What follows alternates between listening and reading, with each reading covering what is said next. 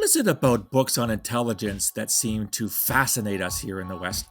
Hi, this is Phil Gurski, President and CEO of Borealis Threat and Risk Consulting in Canada, and you're listening to An Intelligent Look at Terrorism, a podcast which normally talks about terrorism, but today is going to be a little bit different.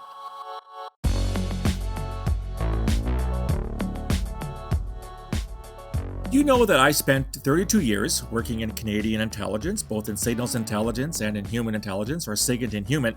And while I was in that industry, we didn't have a lot of time to look at what was being said on the outside. We were far too busy collecting intelligence and analyzing intelligence to really get into the literature out there, whether it's the academic literature or quasi-academic literature on what intelligence is.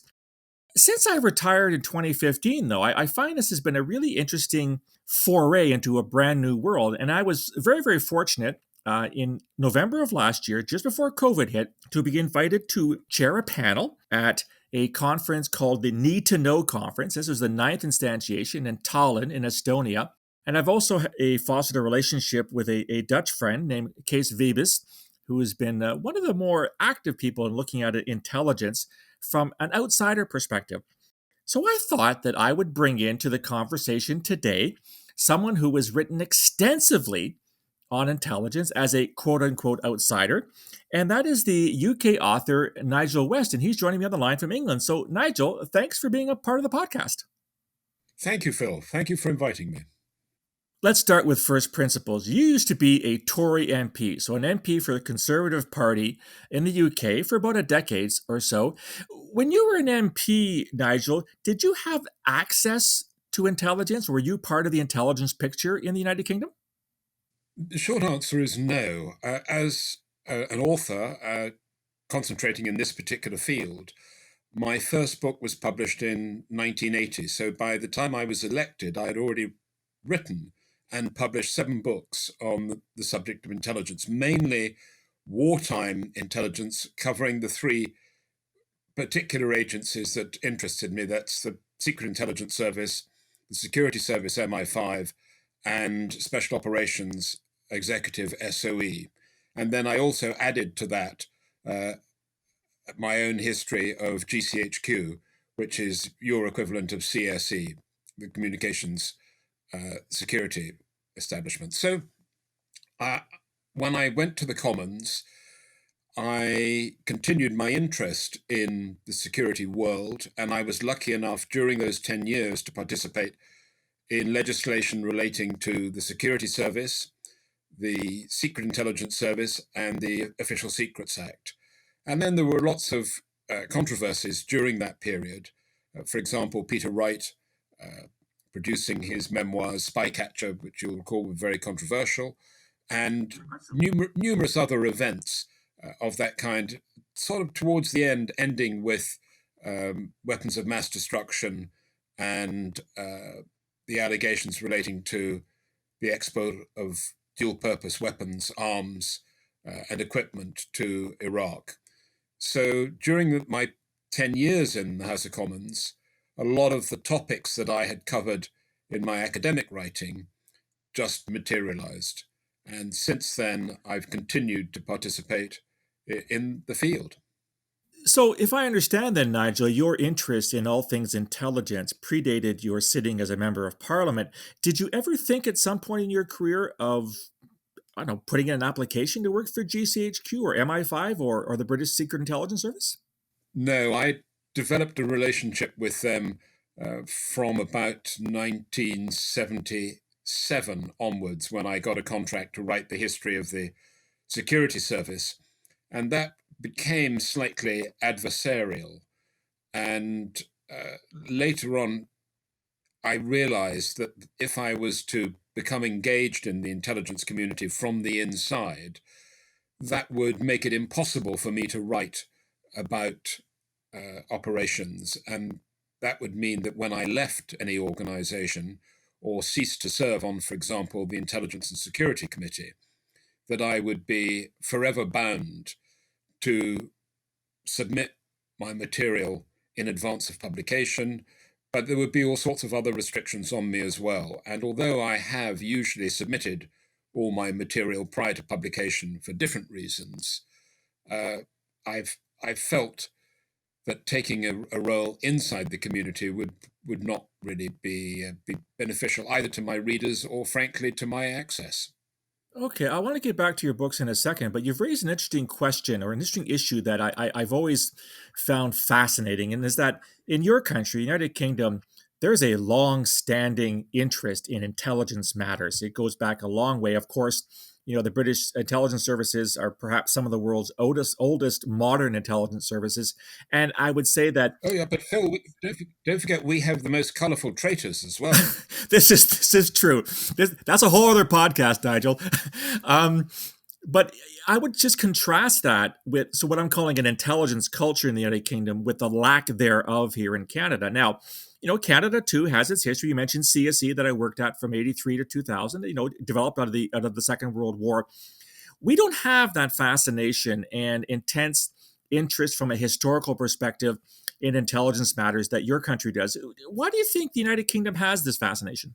Well, first of all, I would completely disagree with you. The idea that Canadians are unique in the world and express no interest in intelligence history, I think, is plain wrong. And can I remind you that one of the worst books that has ever been published on intelligence is also arguably the greatest selling, which was about a Canadian. A Man Called Intrepid was a shockingly bad book. And I think it sold something like 7.5 million copies around the world. Why was it such a bad book, Nigel? Why was it a bad book? Because it wasn't true. Just the title alone is a clue. Sir William was never codenamed Intrepid. So Intrepid was the published cable address of British Security Coordination from the middle of 1941 onwards. So there was no secret about it, and it wasn't a codename. But setting that aside, you're right. The British do have a preoccupation with secrecy for a whole variety of reasons, one of which is that we are tantalized on an annual basis by disclosures from novelists who have had experience within the intelligence community. And I'm not just talking about any run-of-the-mill novelists. If you think of the great writers Willie Somerset Maugham, Compton Mackenzie, Ian Fleming, John le Carré, you name them, these are people who all had a background in the intelligence community. What do they write about? Spies. Why do they write about spies? Because human intelligence is something that attracts all of us because it's about the fundamental issues of relationships between people. Trust, honesty, loyalty, betrayal, disobedience. That's what the novelists have exploited. And it's those people who have been case officers truly understand the manipulation of the individual, the relationship between the genders, the way that people can be exploited. And if you imagine that the role of a case officer is to do almost the impossible, which is to recruit somebody, to persuade somebody to betray their country, their friends, their family, their tribe, their nationality, their religion. This is powerful stuff. And so it goes right to the heart of the human condition. And that, I think, is why the Brits are so preoccupied with intelligence. And I would say that Canadians have an equal interest too. I'm not so sure. Speaking as a former professional, I certainly found there was not as robust an intelligence culture within the Canadian government in terms of what intelligence could do. I think it probably was a lot stronger in the aftermath of the Second World War with the Guzenko allegations of Russian or Soviet spying, etc. But I want to move on to a slightly tangential thing here, Nigel. You've written a gazillion books, it seems like, in intelligence. Have any of your books been used in Hollywood productions, for example? In Hollywood? Yeah. No. The difficulty I've found is that if you write fiction, then it's very clear that you are the originator and inventor of a particular tale, and you can copyright that and you can market that. I see my material in many, many films, but what I've written is factual. And there is no copyright on fact, which means that people are perfectly free to go to the library and borrow my book, or better still, go to the bookstore and buy it, and then say, well, that's a fascinating story. I'd really like to research that myself. And you have no monopoly on fact. So the short answer is no, my books have never ended up in Hollywood. It quite surprises me that nobody's made a movie of some of the books about double agents that I've written about, Garbo during the Second World War in particular, or Cheese for that matter, who spied for everybody. The French, the Germans, the Italians, the British, you name it, he didn't discriminate. That is indeed surprising. So if I can pick up on that, Nigel, I don't know if you have an opinion on this, but when I watch movies that purport to reflect the intelligence genre or the intelligence community, I often walk away and I often just turn the TV off because I find it irks me to see how inaccurate it is. Do you think movies do as good a job as books in trying to convey the reality of intelligence? No, I'm outraged by Hollywood. I went to see The Imitation Game with my wife when it came out.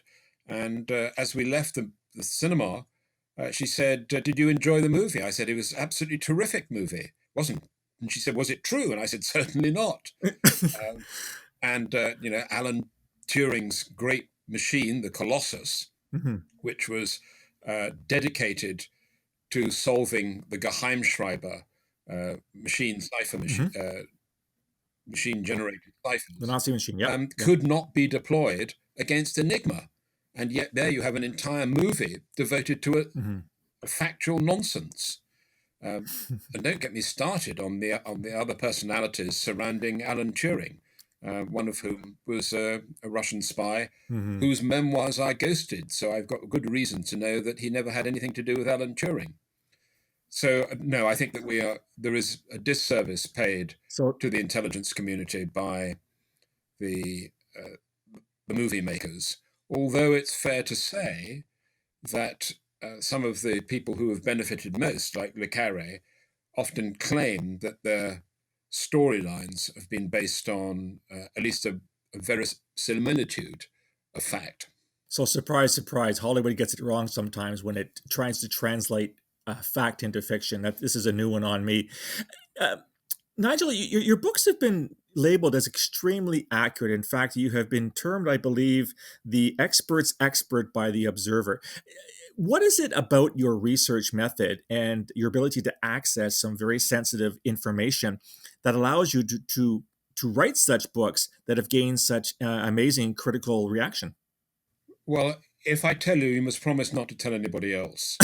But there are two principles that apply to intelligence case officers, particularly those working in the counterintelligence field, and the analysts who write the kinds of papers that I do. So the first is elicitation.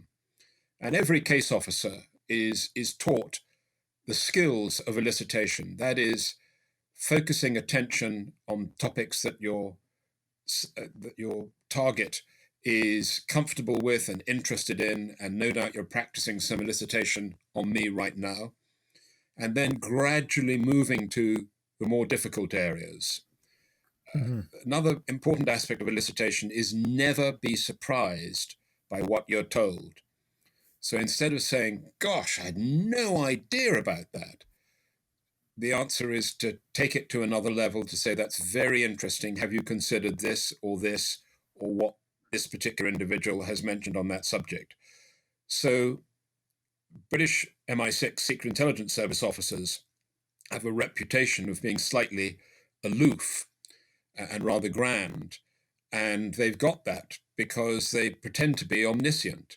They never express surprise at being told, however strange or unusual something is. Saddam Hussein has got weapons of mass destruction. They'll say, oh, really? Now, have you any idea whereabouts they are? Instead of saying, I don't think that's right. So elicitation is a great skill. And the second skill, which is very important and is particularly effective against intelligence agencies, is triangulation. So if I ask you something, you may be reluctant to give me a straight answer, but you don't know how much I know already. And you're unlikely to lie to me because you will probably be aware that I will have another source who has told me much the same thing.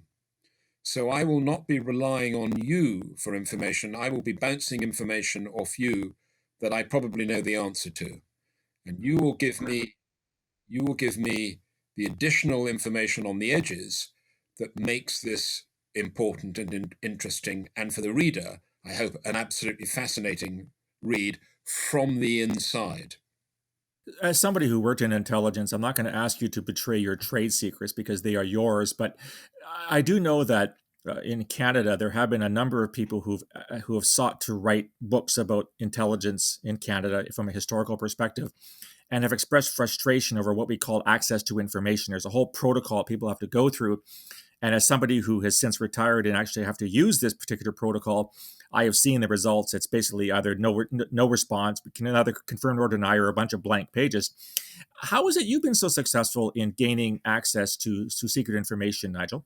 Well, I think, first of all, I started um, earlier than most of my contemporaries in the sense that I was commissioned in the late 1970s to write a history of the British Security Service. And I did so by going to an official historian and offering to act as his researcher for a book on MI5 if he would write a sequel to the book that he had written. This is Professor Foote, Professor M.R.D. Foote, who had written the official history of MI9, the Escape and Evasion Service. And he said to me, look, I'm too busy. I can't take on such a project, but if you really think you can do it, I'll introduce you to my publisher. So I started off earlier than most people.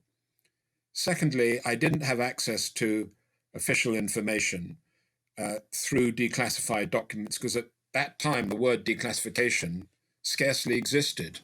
It only really became prevalent in the 1980s when successive governments around the world decided that it was in their interests to make limited releases of information. And that included, incidentally, the Soviets. And I traveled to the KGB archives and wrote 2 books from Moscow. So I've been at it longer than most people. And it's a matter of doing the right thing at the right time in life. In 1972, the first official disclosures were made about the management of double agents during the Second World War. And that changed everybody's view and understanding of intelligence operations during that period. Then in 1974, sort of as a consequence of the disclosures about double agents, the ultra secret was disclosed in 2 books were published in 1974, which effectively rewrote the history of the war. We understood that Montgomery and Eisenhower had been great strategic generals during the Second World War. We didn't know that they had a huge advantage of being able to read their adversary's mind through cryptanalysis and through ultra. So the history of the Second World War had to be rewritten. And that was very interesting. It was also a period when the double agents felt that they were no longer in danger. And if the British government was prepared to write about some of these agents, then they felt it safe to talk. And so I became friends with a German spy who parachuted into England in September 1940, a Yugoslav double agent, a Spaniard who volunteered to spy as a double agent for the British. So I became friends with the agents. And when their case officers, their former case officers, saw that I was trusted by the agents, then they climbed on board and said, you've only got half the story, just wait till you hear my half. And that's how my relationship has developed with individuals rather than with the organizations themselves.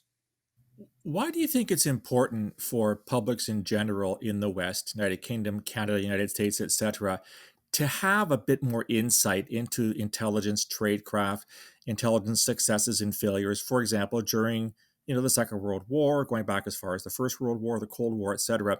What is it that your contribution gives to a general, better comprehension of why it is that we have and need to have intelligence agencies? Well, I think it's good history. Uh, I mean, if you take the Second World War as an example, uh, all of those books that were written after the Second World War, including Winston Churchill's magisterial series of books, which won him the Nobel Prize for Literature, looking back on it, it's an outrage that none of those people, of course, were allowed, even Dwight Eisenhower, they were not allowed to refer to ultra. They were not allowed to refer to strategic deception. Some of them tried, as Eisenhower did, and he was lent on. It was explained to him that strategic deception remains a vital tool in the West's armory.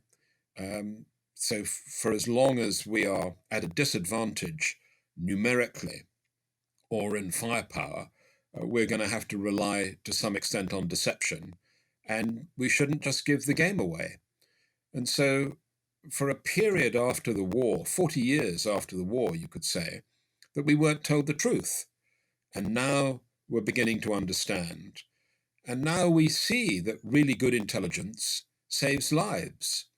And if you can anticipate the misconduct of a despot who has ill intentions against his or her neighbor, then you can put troops into Kuwait, as we did in 1967, in order to prevent an invasion by the Iraqis. Or, as in 1977, we can deploy a nuclear submarine down to the Falkland Islands and deter an Argentine invasion. Good intelligence saves lives. Well, you'll get an argument from me that having an intelligence service or several intelligence services is a good idea. What about the reaction from people who spent their lives with intelligence services, either who have retired or are still working on it? Have you had any feedback from them on the works that you've published? I guess I get an email every single day from either a practitioner of some kind who points out that I haven't got the full story in a particular book, or that I've made an error. Today I got an email from a clandestine intercept operator who had been deployed in 1972 to Turkey, and he points out that I made a mistake on page 152 of my book, where I referred to a particular town in Turkey where the clandestine intercept site was. And he says, "You're wrong, of course. It was 12 miles away. It was another smaller town." And I delight in that, Phil.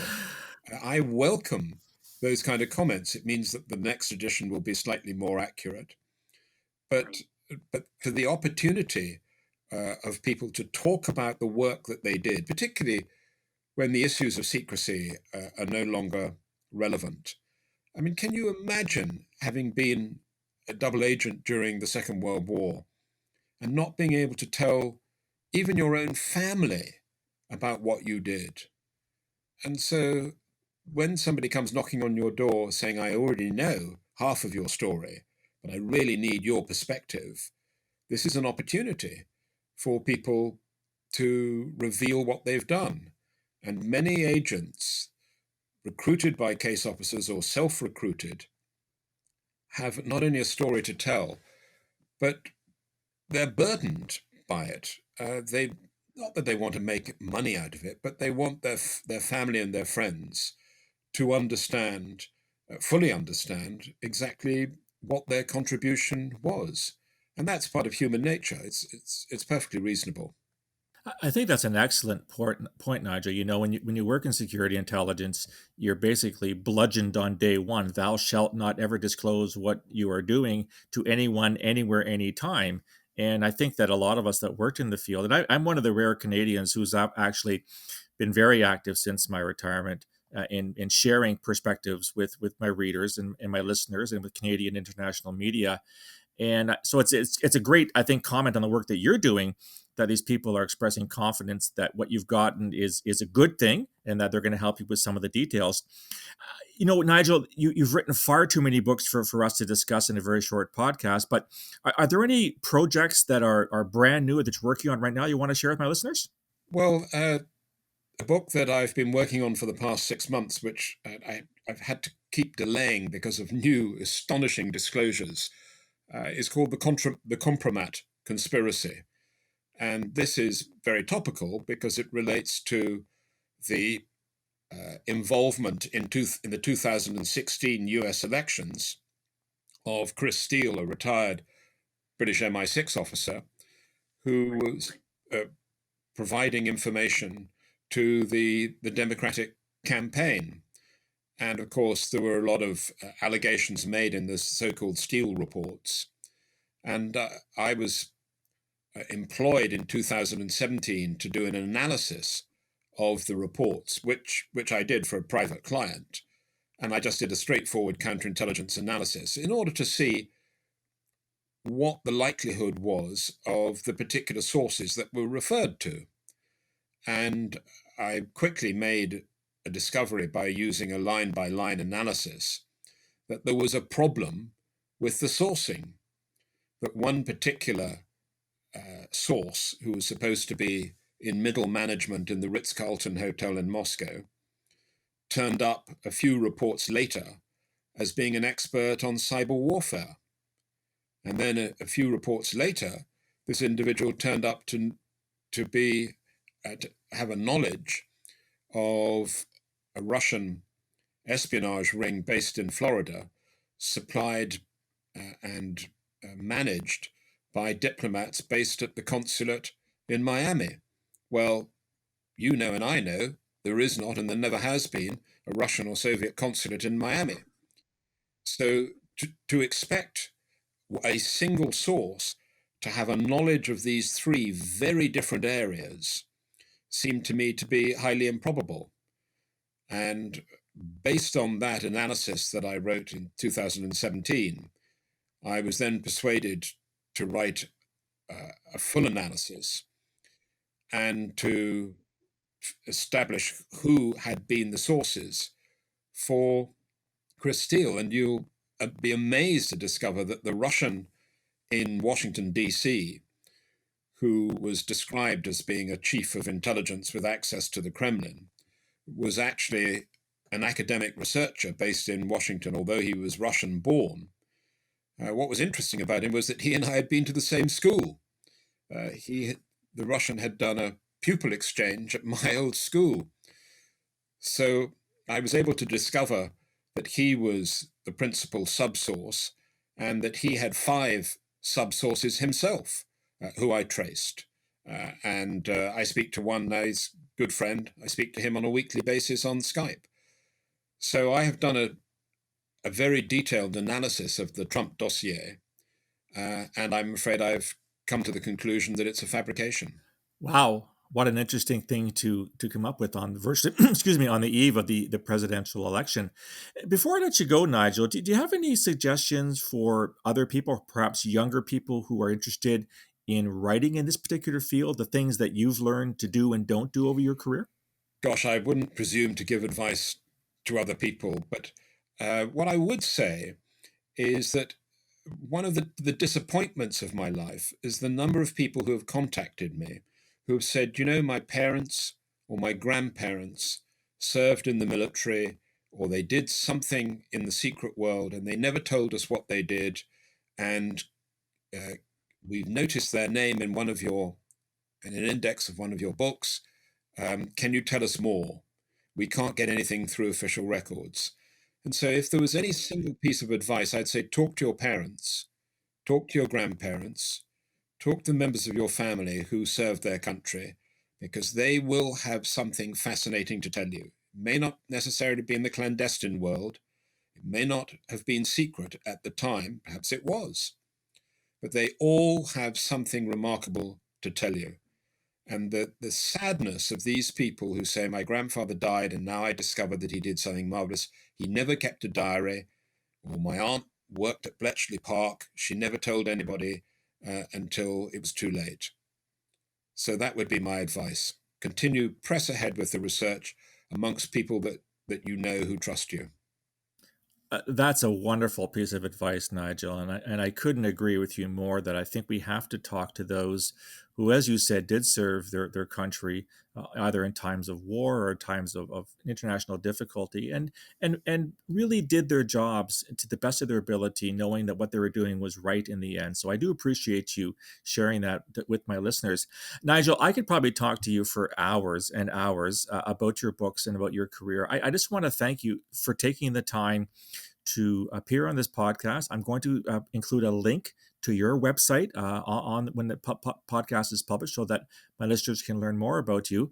And all I can say is keep going, keep writing books, and keep shedding some light on uh, in many ways, neglected part of human history. As you said, it's important that we learn these lessons. So I just want to thank you on behalf of all of us who worked in security intelligence. You're doing a great job. A pleasure, Phil, and thank you for your service. That was my conversation with Nigel West. What do you think? Do you have a career in security intelligence that you'd like to share? Why don't you reach out to me? You can reach me on email, borealisrisk@gmail.com, or on Twitter @BorealisSaves. You'll also find me on LinkedIn and on Facebook. If you like the content and want to hear more, go to my website, borealisthreatandrisk.com, hit the subscribe button, give me your email. You get a free daily digest to your inbox every morning, all the podcasts, all the blogs. I'll talk to you again soon. Until then, stay safe.